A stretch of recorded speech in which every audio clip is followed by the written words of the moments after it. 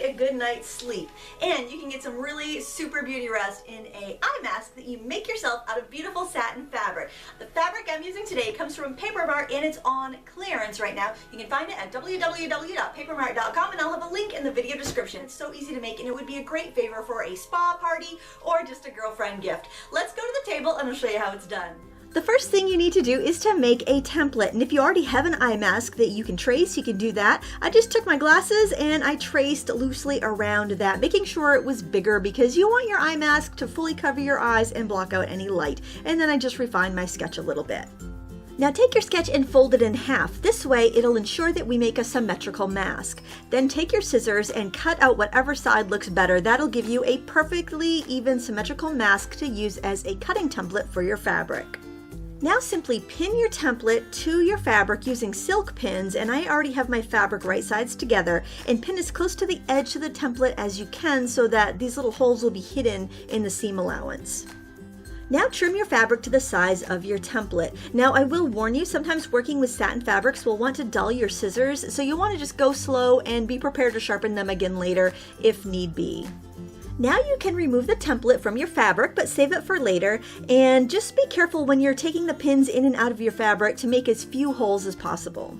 I'm using silk pins to hold my pattern pieces together. That way that will make really small holes in the fabric and it won't harm the fabric at all. I wanted to incorporate the elastic that goes around your head in this portion of the sewing process. So I've taken my two template pieces apart and I'm laying the sewing elastic across and letting it stick out the edge. So that way when I sew almost all the way around, I'm going to have one side of the elastic hooked in and I'm just securing that in with a pin. Now where the elastic is coming out on the opposite side of the mask, that is going to stay open and unsewn, so we'll be able to turn our mask out after we've sewn it, because right now we have right sides together, so what you're looking at on the outside are the wrong sides. We'll flip that out after we sew most of it up, and that elastic is just going to hang out through the hole that we're going to leave. Now take your pinned pattern over to your machine and get ready to sew. I recommend practicing on some scrap fabric first, especially if you're not used to sewing on satin. I recommend a short stitch length and a new needle. I'm using a brand new number 11 sharp needle and it sewed my satin really, really well. So after you've gotten the hang of it and you know your machine's going to work smoothly on the satin, you can put your project in. Since I want to leave a hole where the loose elastic is coming out, the long end, I'm going to start on one side of that. You want to make sure you don't stitch through that long end of the elastic. And then I am going to do a little back stitching because I know I'm going to have to turn out my design, so I want to make sure that that stitching is secure. If I didn't back stitch it, those stitches would want to pull apart when I went to turn everything out. And then I'm simply going to sew around the perimeter of my eye mask, leaving about 1/8 to 1/4 of an inch seam allowance. Do the smallest seam allowance that you can. Alternately, if you have a serger, that would probably even be better here because it would trap in those edges. But since an eye mask isn't going to take a ton of wear and tear, I think a regular sewing machine is just fine. Another tip when working with satin is to go slow. This is kind of a slippery fabric. You want to kind of hold it firmly, hold it taut, and if you're going around a corner, I recommend you get the needle in the fabric, you lift up on the presser foot, and you turn the fabric. Don't try to just steer that fabric around. Now when you get to the opposite end of the string where you're going to be attaching that firm end of the elastic in, you want to just make sure it's lined up the way you want it and make sure it doesn't have a twist in it, and then you can sew on right over it and it will be just fine. When you've gone all the way around your eye mask and you have about 1 inch left unsewn, you want to back stitch there so that you have a nice firm end. Remove the mask from the sewing machine, trim your ends, and then we're going to turn out our eye mask. You simply just need to push the fabric in through the hole, and you can use that little elastic that's in there to help kind of pull it out. It is a little, takes a few minutes. It's not that time consuming, but the fabric does not stretch. So you will be kind of pushing that through a bit with your fingers until you get it all out. Once you have all of the fabric turned, you're going to want to press it so that it really gets that eye mask shape.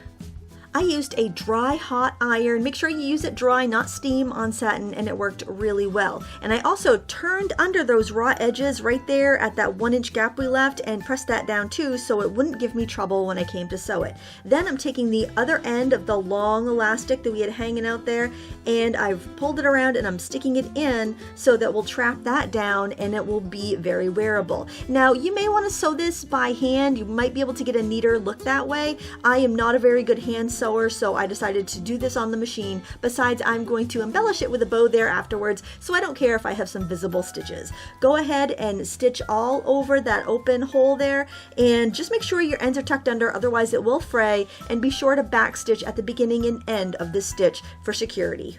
I came across this scrap of blue satin ribbon in my sewing box and I thought it would be a really cute bow. So what I did here was just determined how big I wanted it, trimmed a piece off, and stitched it into a loop right here on my sewing machine. That way I can fashion it into a bow at my craft table. To turn our looped ribbon into a bow, simply fold it in half and then fold each edge back, and there you've got a perfect little bow tie style bow. Now I have threaded a needle with some matching thread, and I'm just stitching through those two folds so that they stay in place while I gather my middle part for the bow. You want to make sure you do the stitching part because it really does help save wear and tear on the bow, keeps it together longer, and reduces fraying. Then I took a 2-inch long piece of the ribbon, folded it in thirds, and wrapped that around the center of the ribbon, folding my raw edges under so they don't fray, and then stitched that on from the back so it doesn't show through the front. Then I hand sewed the finished bow over the visible stitches on the front of my mask. Beautiful!